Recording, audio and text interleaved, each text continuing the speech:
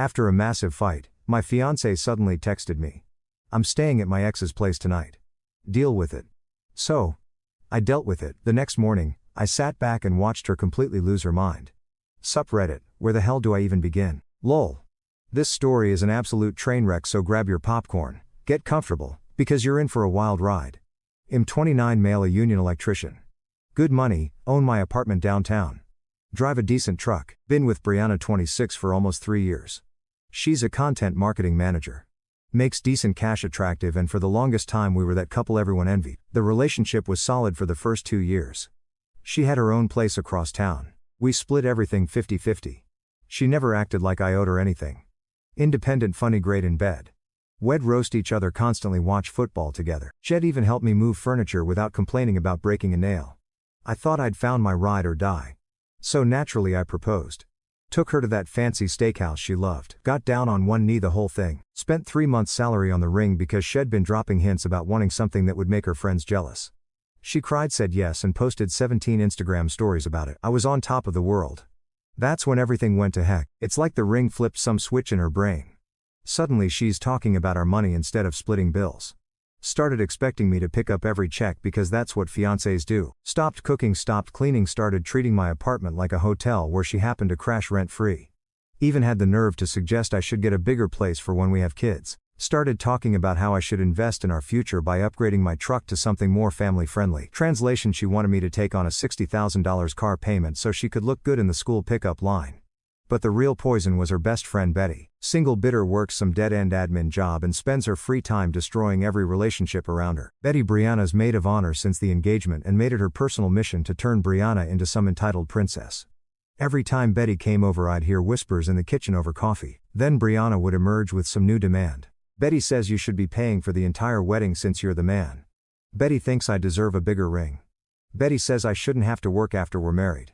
Each conversation cost me more money and respect. The worst part: Betty would sit on my couch drinking my soda, eating my food, and lecture me about how real men treat their women. This from someone who'd been single for 3 years and whose last boyfriend left her for her own cousin. I called it out directly. Told Brianna that Betty was toxic and trying to sabotage us because she couldn't stand seeing her friend happy. You're being paranoid, Brianna said. She just wants what's best for me. What's best for you is getting away from that bitter harpy before she ruins us. Betty overheard and smiled this fake sweet smile. I just think Brianna deserves someone who treats her like a queen. If that threatens you, maybe ask yourself why. I wanted to tell her exactly what I thought, but I kept my mouth shut. Should have trusted my gut and ended it then. Should have seen the red flags when Brianna started nodding along instead of defending me. The breaking point came 6 weeks ago. Brianna announces she wants to go on a girls' trip to Miami with Betty and some other friends. Week-long party fest, bottle service every night. Staying at some fancy resort 2 months before our wedding. It's my bachelorette party. She says my last chance to be wild before I settle down. You're not settling down. You're getting married to me. There's a difference. You know what I mean. Don't be so dramatic. No, I really don't know what you mean. Explain it. She got defensive, said I was being controlling. That she deserved to have fun before real life started. Real life. Like our engagement was just some holding pattern before the prison sentence began. I told her absolutely not. Call me old school, but there's no way in heck my fiancé was going to party in Miami clubs while I paid for wedding deposits and vendor contracts. That's when Betty chimed in from the couch. See, Bri, I told you had tried to control you. This is just the beginning. The fight that followed was nuclear. Brianna screaming about trust and freedom. Me pointing out that wanting to party like you're single while wearing my ring isn't about trust. It's about respect. Betty sitting there stirring the pot with little comments designed to escalate everything. Fine. Brianna finally screamed. If you don't trust me, maybe we shouldn't get married. Maybe we shouldn't. She went dead silent like she expected me to grovel and apologize. When I didn't, she grabbed her purse and stormed out. Didn't come home that night or the next. I figured she was at Betty's place waiting for me to come crawling back with an apology and permission for her little Miami mess. Instead, I went to work, hit the gym, ordered takeout, and slept like a baby. If she wanted to test me, she picked the wrong guy. 3 years as an electrician teaches you patience and problem solving. Wednesday night I found out exactly where she'd been staying. Wednesday night I'm on the couch watching the Celtics game and actually enjoying the peace and quiet. No Betty whispering poison in the kitchen. No passive-aggressive comments about how I never do anything romantic anymore. Just me, a soda, and basketball. Then my phone buzzes. Text from Brianna. I'm at Dean's place tonight. Deal with it. Dean, her ex from college. The one she claims is just a friend but gets weird whenever his name comes up. The one who randomly texts her whenever we have a fight. I'd met him once. Typical finance bro type who still thinks he's in a fraternity. I stared at that message for a full minute. Read it 3 times to make sure I wasn't seeing things. My first instinct was to blow up her phone, demand explanations, drive over there and drag her butt home. That's what the old me would have done. That's what she expected me to do.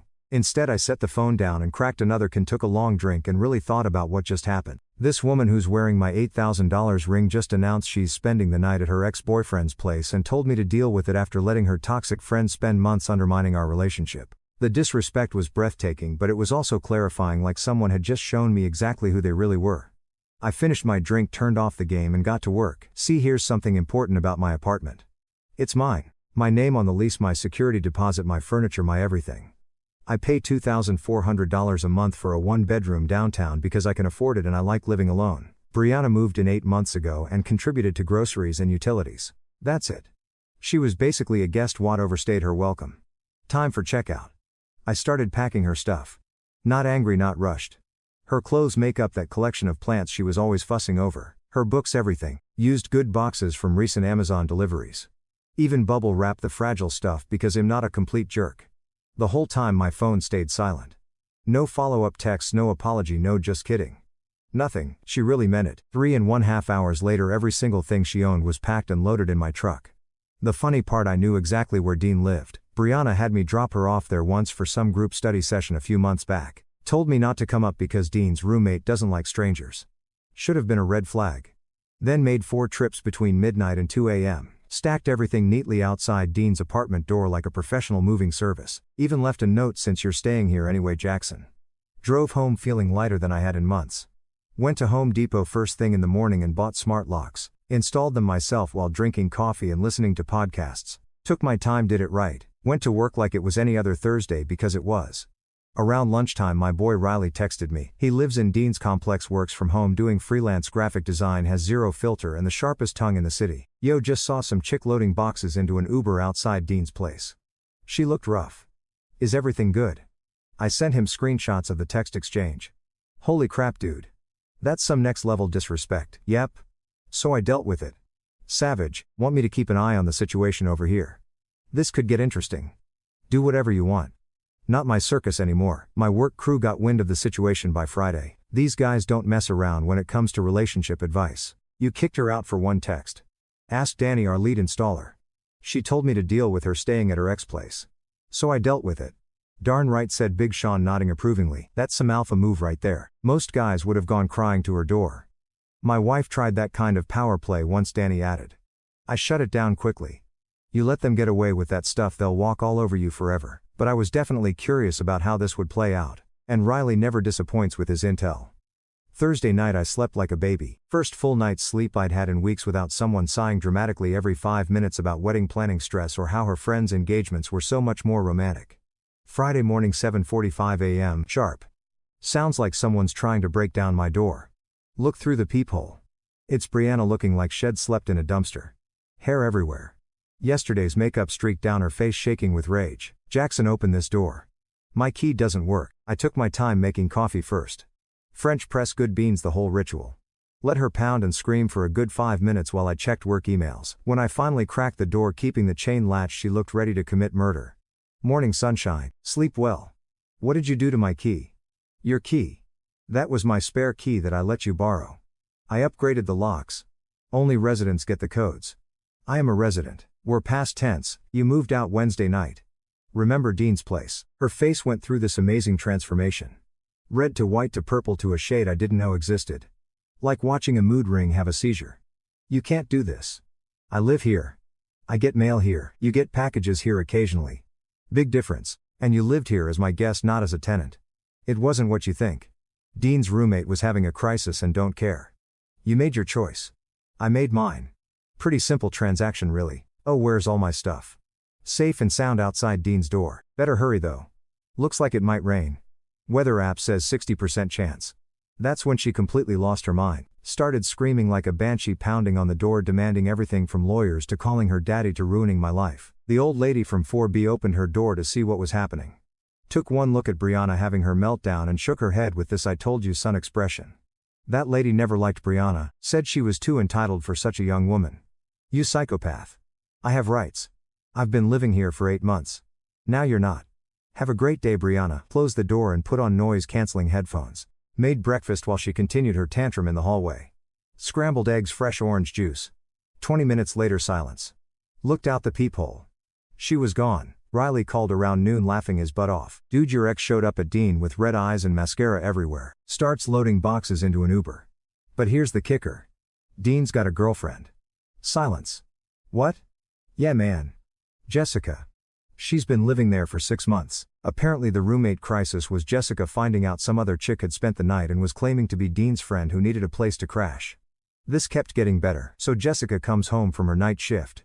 She's a nurse, finds your ex stuff piled outside the door and Brianna inside making breakfast like she owns the place. The screaming match could be heard 3 floors down. No way. Way. The building manager had to come up and sort it out. Dean's trying to explain to both women Jessica's threatening to leave and your ex is crying about being homeless. It was better than reality TV. Get this. Brianna actually tried to convince Jessica that she was Dean's emotional support friend and needed to stay for her mental health. Jessica told Brianna if she wasn't gone in 5 minutes she was calling the cops. Where is she now? Betty picked her up in some beat-up car, but Jessica made Dean promise that if your ex shows up again he's calling the cops. She doesn't play games. Smart woman. But I had a feeling this was just the beginning. Friday afternoon I get a call from building security. Mr. Jackson, there's someone here claiming to be your fiancée who wants us to let her up. She's not my fiancée anymore. Don't let her up. She's pretty upset about that. Making quite a scene in the lobby, something about her rights and how you're stealing from her. Not my problem. Thanks, Tony. But Saturday brought a whole new level of crazy that I wasn't prepared for. Saturday morning I'm enjoying coffee and scrolling through my phone when Tony from building security calls. Jackson, you need to come down to the lobby. Now your ex is here with some older guy and a middle-aged woman claiming they have legal rights to enter your apartment. Be right down. I throw on clothes and head downstairs. There's Brianna with her dad Richard and her mom Grace looking like they're ready for war. Richard's holding a manila folder and wearing his I mean business expression. Grace is standing with her arms crossed. The I want to speak to you manager pose. Brianna's dressed up like she's going to court. Tony wouldn't let them up without my permission. Guy is a former Marine. Doesn't take crap from anyone. Richard starts immediately. Jackson, what's this nonsense about making my daughter homeless? Morning, Richard. Grace. I nod to her. I didn't make anyone homeless. I ended our engagement after she chose to spend the night at her ex place and told me to deal with it. Grace jumps in before Richard can respond. You can't just throw people out. She has rights. She's been living here. As my guest, Grace never signed a lease, never paid rent, never established legal residency. That's ridiculous. She was practically your wife. I pull out my phone, show them the screenshot. I'm at Dean's place tonight. Deal with it. That's not how wives talk to husbands. Richard's eye twitches. Grace's mouth drops open. She explained that it was innocent. Richard says you're overreacting. That's not explaining, Richard. That's a declaration of war. Grace tries the guilt angle. She made one mistake, one text. You're destroying her life over nothing. She destroyed her own life with that text. I just responded accordingly. Richard's folder comes out. We're prepared to file suit for illegal eviction and theft. Please do. I'd love to show a judge the text where your daughter announced she was staying elsewhere and the building security footage of me peacefully moving her belongings. Also happy to provide documentation that she was never on any lease, never received mail here and never established legal residency. The folder goes back down. Richard realizes they're screwed. That's when Brianna tries the manipulation route. Tears start flowing. Voice gets all breathy and pathetic. Baby, please. This is crazy. I made one mistake, one text. We can fix this. We just did fix it. You're free to stay wherever you want. And I'm free from someone who thinks deal with it is appropriate communication with their fiancé. I didn't mean it like that. Right. Grace is getting red-faced. You're being cruel. She's devastated. Look at her. I looked at her and she looked like a snotty raccoon having a meltdown. Too late. People make mistakes. Some mistakes have consequences. Grace, this is what consequences look like. Grace turns to Tony, our security guard. You heard him. Hes being abusive. You need to let us up there. Tony stone-faced. Ma'am, I heard a man exercise his legal right to remove someone from his own apartment. If you keep yelling, I'm calling the police. Richard realizes they're not getting anywhere. Come on, Brianna. Well, figure something else out. As they're leaving, I hear Grace hiss, I can't believe you're not making him give her money. And Brianna's response was, Hes supposed to take care of me. That's what men do. The look of pure shock on Richard's face when he heard his daughter's entitlement was worth everything I'd been through. But Sunday brought the nuclear option, and that's when I stopped finding any of this funny. Sunday morning I woke up to 17 missed calls from random numbers. Not Brianna. I blocked her after the lobby confrontation. These were from mutual friends, all asking the same question: what the heck is happening? Checked social media. Oh, it was a masterpiece. Brianna had posted this 3-paragraph sob story on Facebook about being suddenly abandoned by someone she trusted completely. How had become controlling and abusive after the engagement. How she was homeless and terrified because of my violent tendencies. Even threw in some nonsense about me monitoring her phone and isolating her from friends. Real victim here. Betty was leading the charge in the comments like some deranged PR manager. I always knew he had anger issues, and Brianna is so brave for speaking out, and Jackson fooled us all, but I never trusted him. The echo chamber was in full effect with her flying monkeys calling me every name in the book. But here's where Betty made her first mistake. She started her own Facebook post about supporting survivors and how she'd always seen the red flags with me. Posted photos from our double dates with captions like I should have protected her from this monster. I posted exactly one response. A screenshot of her text and my simple okay reply. Nothing else. Let the evidence speak for itself. The tide started turning in the comments. My friends asking for context, her friends demanding I tell the truth about what I'd done to her. Then Jessica, Dean's girlfriend, dropped a nuclear bomb. Is this why you showed up at my apartment with boxes claiming to be Dean's girlfriend while I was standing right there after spending the night uninvited? Post deleted within 10 minutes, but screenshots live forever, and about 50 people had already captured it. Betty went full attack dog on her own Facebook, posting about how I was manipulating the narrative and gaslighting everyone. The girl was unhinged. Quick pause, fellas. YouTube just dropped this new hype feature. If you're hooked on this story, smash that hype button. It tells YouTube this video deserves to blow up, and it keeps even crazier stories coming your way. Thanks so much for your support. All right, back to the drama. Monday brought the wellness check. 2 cops at my door looking bored out of their minds. Sir, we got a call about someone threatening self-harm at this address. Let me guess, my ex-fiancée called it in. We can't say who called, but yeah, invited them in, made coffee, showed them the text exchange, explained the timeline. So she announced she was staying at her ex place. You packed her stuff and took it there, and now she's saying you're having a meltdown. That about sums it up. Officers, are you feeling okay? Any thoughts of hurting yourself or others? Officers, I haven't been this happy in months. Just annoyed that she's wasting your time and taxpayer resources with false reports. They documented it as a malicious call and warned me she might escalate. One of them even said, we see this a lot. Ex makes bad decisions, faces consequences, then tries to weaponize the system. Keep your documentation handy. Smart advice.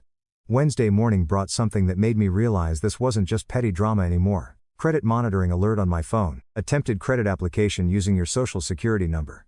Someone had tried to open a store credit card in my name, failed because the phone number didn't match my file, but they had my SSN date and my old address from college. One guess who?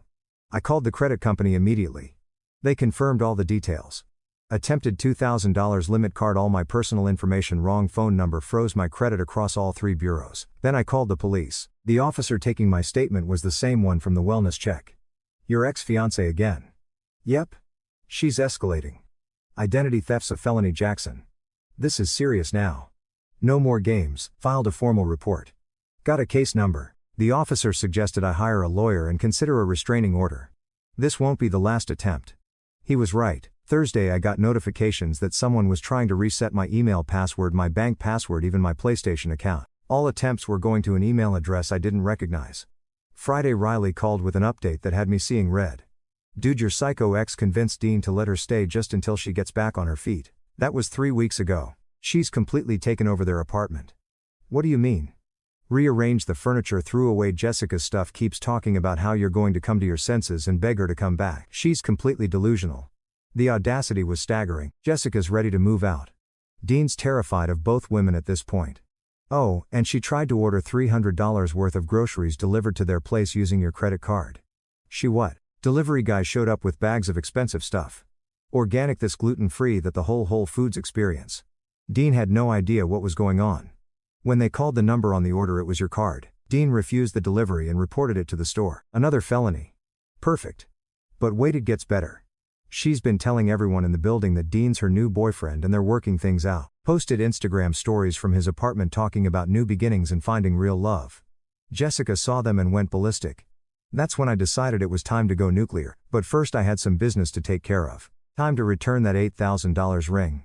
Monday morning I hired Nora, a lawyer who specializes in harassment and cyberstalking cases. Found her through a buddy at work whose ex tried similar stuff. Cost me $3,500 up front, but after the credit card fraud attempt I was done playing games. First thing she did was send cease and desist letters to Brianna, Richard, Grace, Betty and every flying monkey who'd been harassing me. The letters were beautiful, outlined everything from the false wellness check to the attempted identity theft. Made it clear that any further contact would result in immediate legal action. Most of Brianna's friends backed off immediately. Richard actually responded through his own lawyer with a formal apology saying he was unaware of his daughter's escalating behavior and would ensure no further contact. Betty's response was priceless. This is harassment. Brianna is the victim here. Jackson is trying to silence us. Nora fired back with a 2-page letter explaining how criminal law works. Your client's friend has committed multiple felonies. Any further communication from you will be considered obstruction of justice and reported to the appropriate authorities. Radio silence after that. But before we move forward with prosecution, I had one more thing to handle. I asked her about the ring situation. In this state, if the engagement is broken by the recipient, the ring goes back to the giver. It's considered a conditional gift. Perfect. I still had the receipt, the appraisal and the insurance documentation. Nora drew up a formal demand letter requiring Brianna to return the ring within 72 hours or face civil action for conversion and theft. The letter was delivered to Betty's apartment where Brianna was still crashing. Tuesday my phone exploded. Brianna had gotten a burner phone and was calling me from different numbers screaming about how the ring was hers and I had no right to take it back. You gave it to me. You can't just take it back because you're having a tantrum. Read the letter, Brianna. I'm not giving you anything. This ring is mine. I earned it. You earned it by telling me to deal with you staying at your ex place. Interesting payment plan. That's when she really lost her mind, started screaming about how she was going to destroy me, how she'd never give the ring back. How I was a psychopath for wanting it. See you in court then. Wednesday. Riley called with the play-by-play. Dude, your ex is having a complete meltdown over here. She's been screaming at Betty about the ring, crying, throwing things. Betty's getting sick of her nonsense. What do you mean? Apparently Brianna's been treating Betty's place like a hotel, eating all her food, using her car without asking, bringing random dudes back for revenge hookups, leaving messes everywhere. Betty finally snapped and told her to grow up and handle her problems like an adult. Oh no, the sisterhood was cracking. Brianna started crying about how Betty was supposed to support her and be on her side.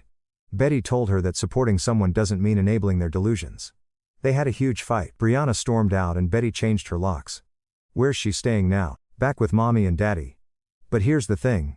Grace has been calling Betty screaming about how she abandoned Brianna and ruined her life. Betty posted on Facebook telling Grace to control her psycho daughter before she ends up in jail. The house of cards was collapsing. Thursday brought news that made my day. The DA's office is moving forward with prosecution. Nora said multiple counts of identity theft, attempted fraud, filing false reports and cyberstalking. They want her arrested. When? Tomorrow morning. And Jackson, she still hasn't returned the ring. That's another felony. Theft of property over $5,000. Christmas came early this year, but Friday brought something that made me realize this wasn't over yet. Friday morning I'm having coffee when Nora calls. She's been arrested. Multiple felony charges plus the ring theft. But Jackson, there's a problem. What? She claims the ring is lost, says she can't remember where she put it. Either she's lying or she sold it. Great. My investigator is checking local pawn shops and jewelry stores. If she sold it, that's another felony. Saturday Riley called me laughing hard. Dude, you're not going to believe this. Elmau, 2 cop cars just pulled up to Betty's apartment complex. Your ex got arrested while she was there begging Betty to take her back. You can't be serious. She's screaming about how this is all your fault. Betty's standing in the doorway telling the cops she doesn't know her. Half the complex is outside watching the show. The mental image was perfect. They just put her in the car. She's still screaming.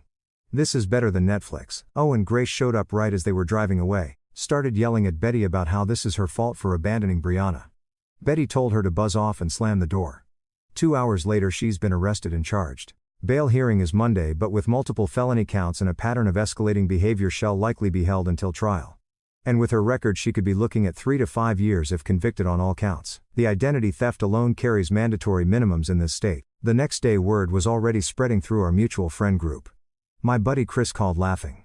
Dude, half the people at my bachelor party heard about Brianna getting arrested. Tommy said his girlfriend saw the mugshot on Facebook. Betty posted it with some sob story about the justice system failing women. Betty posted her mugshot. Yeah, but it backfired. Everyone's commenting about how crazy Brianna looks and asking what she actually did. Betty's trying to control the narrative, but people are Googling the charges. Identity theft, fraud, stalking. It's all public record now. Monday's bail hearing was a mess. Brianna showed up looking like she'd been living rough. Unwashed hair, wrinkled clothes, bags under her eyes. Her public defender argued for release on recognizance, claiming she was a young woman dealing with emotional trauma from an abusive relationship. Right, young woman. The prosecutor laid out the timeline of escalating criminal behavior: false reports, identity theft, attempted fraud, harassment despite cease and desist orders, attempted employment sabotage, and theft of an $8,000 engagement ring. The judge looked at the evidence for about 30 seconds. Bail set at $50,000. Defendant is ordered to have no contact with the victim and to surrender her passport. Richard had to mortgage his house to get her out. I almost felt bad for the guy. Grace was in the courtroom making snide comments loud enough for everyone to hear about how I was destroying an innocent girl's life. The bailiff had to tell her to be quiet twice. The restraining order hearing was even better. Brianna's lawyer tried the woman's scorned angle, claiming she was emotionally devastated and not thinking clearly. The judge wasn't buying it. 5-year restraining order granted. Any contact whatsoever results in immediate arrest and jail time. But here's the kicker. Word travels fast in the content marketing world. Getting arrested for cybercrimes when your job requires digital trust. That's career ending. She was fired before she even made bail. And with her criminal charges pending, she's basically blacklisted from the entire industry. No one's hiring someone facing felony cyberstalking charges. 3 months later, Shed moved back in with her parents in Ohio. At 26, living in her childhood bedroom, unemployed, facing felony charges and still no ring. Nora's investigator found it at a pawn shop downtown. Brianna had sold it for $2,000 2 days after I kicked her out. We got it back and now she's facing an additional charge for selling stolen property. Richard sent one final message through lawyers, a check for $6,200 to cover all the fraudulent charges and my legal fees. Included a note: "I'm ashamed of my daughter's behavior and want to make this right." I kept the money. Richard was a decent guy who got stuck with a nightmare daughter and a wife who enabled her every tantrum. The trial was scheduled for 6 months out, but Brianna's lawyer pushed for a plea deal. 2 years probation, full restitution, mandatory anger management counseling, and the restraining order stays in effect. She took it rather than risk 5 years in prison. I thought that was the end of it. I was wrong. 3 months into her probation, I started dating Leah, a veterinarian who owns her own practice. Smart, pays her own bills, and has never once told me to deal with anything. That's when Brianna's stalking and harassment kicked into high gear again. 6 months later, I'm doing great. Still in my apartment, picked up some overtime shifts that bumped my pay grade, and Leah and I are solid. The Brianna nightmare felt like ancient history until she found out about Leah through social media. Then the harassment started all over again. She created fake Instagram accounts to stalk Leah's veterinary practice page, leaving 1-star reviews claiming Leah was unprofessional and stole someone's fiancé. Leah handled it like a champ, screenshotted everything, reported it to the platforms, and told me she wasn't going to let some pathetic ex. But Brianna wasn't done. She started showing up at Leah's clinic claiming she needed to discuss something important with her. Leah's receptionist recognized her from the photos I'd shown and called security every time. Then this happened. The breaking point came at our mutual friend Chris' wedding. I almost didn't go because there was a chance she might show up, but Leah convinced me we shouldn't let my psycho ex. She said, "Isn't she supposed to be on probation and banned from contacting you?" Riley met us there. Had been looking forward to this wedding for weeks, partly because he's friends with Chris, but mostly because had been hoping for exactly what ended up happening. The ceremony went fine. Cocktail hour was great. Good food, better drinks, people I hadn't seen in ages. I was finally relaxing when Riley grabbed my arm with this evil grin. "Dude, don't look now." But guess who just stumbled in looking like a complete disaster? I looked anyway. There she was, weaving through the entrance in a wrinkled dress that looked like she'd slept in it, clearly intoxicated. "Oh, this is about to be legendary," Riley said, pulling out his phone. "I'm getting all of this. This is going straight to the group chat." Brianna spotted me across the room and made a beeline, knocking over a centerpiece and stepping on someone's foot along the way. "Jackson," she slurred loud enough for the entire reception to hear. "There you are. I knew you'd be here." Conversations died. Heads turned. Phones came out. The DJ actually turned the music down. "Leave. There's a restraining order and you're violating your probation." "Screw your restraining order. I came here to talk to you, to make you understand." Leah stepped closer to me, ready for whatever was about to happen. Security was already moving in our direction, but Riley held up a hand. He wanted to see this play out. "Understand what?" I kept my voice calm. "That you made a mistake. That we belong together. I forgive you for everything. The arrest, the lawyers, all of it. We can start over." The delusion was unbelievable. She actually thought this was romantic. "Brianna, we're done. We've been done for over a year. No, you're just being stubborn. And this," she glared at Leah with pure hatred. "This is your pathetic rebound. Your downgrade. She's not even that pretty. That's when Riley stepped forward with the biggest grin I've ever seen. "Oh, this is perfect, Brianna, meet Leah. She's a veterinarian who owns her own practice, drive her own car, and has never once committed identity theft. Crazy standards, right?" The crowd was eating this up. Someone started live streaming on Instagram. Brianna's face went red. "Screw you. You don't know what you're talking about. She's a witch who stole my man." "Your man?" Riley laughed. "Lady, you told him to deal with you staying at your ex place. That's not how you keep a man, that's how you get screwed." Right on cue, 2 security guards appeared. "Ma'am, you need to leave immediately." "No, I'm not done. Jackson, please, you have to listen to me. I love you." She tried to grab my arm. I stepped back, security moved in. "This is harassment. This is illegal. I'll sue everyone here." "With what lawyer?" Riley called out as they started escorting her toward the exit. "Didn't Daddy already spend his retirement money bailing you out of jail?" The crowd was loving it. Even the bride and groom were watching from the head table, trying not to laugh. As they dragged her toward the door, she made one last desperate play. "Jackson, remember what we had. Remember how good it was before you ruined everything." Riley cupped his hands around his mouth. "Yeah, the best part is when he ruined everything." The entire reception erupted. People were recording, laughing, applauding. Someone started chanting, "Deal with it, deal with it." Her final scream as security pushed her out the door. "I hate all of you. Leah's ugly and Jackson's a loser." Riley's parting shot. "If that were true, you wouldn't be here begging for him back, sweetie." The whole thing was on social media within minutes. Deal with it started trending locally with the caption, "When keeping it real goes wrong." By Monday morning it had gone viral with over 200,000 views. Chris, the groom, found me later that night. "Dude, I'm sorry about the drama. I had no idea she'd show up." "Not your fault, man. Thanks for having security handle it." "Are you kidding? That was the best entertainment we could have asked for. My wedding's going to be remembered forever now." I got a call from Nora Tuesday morning. "Your ex violated her restraining order at a public event with about 50 witnesses and video evidence. The DA wants to revoke her probation and send her to jail. She's also facing additional charges for the harassment of your girlfriend." "Interested in pressing charges?" "Absolutely.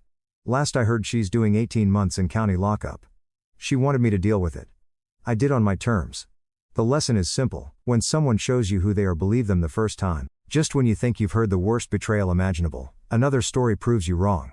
If you love shocking confessions, devastating betrayals, and unforgettable revenge, hit subscribe because the next story is already waiting.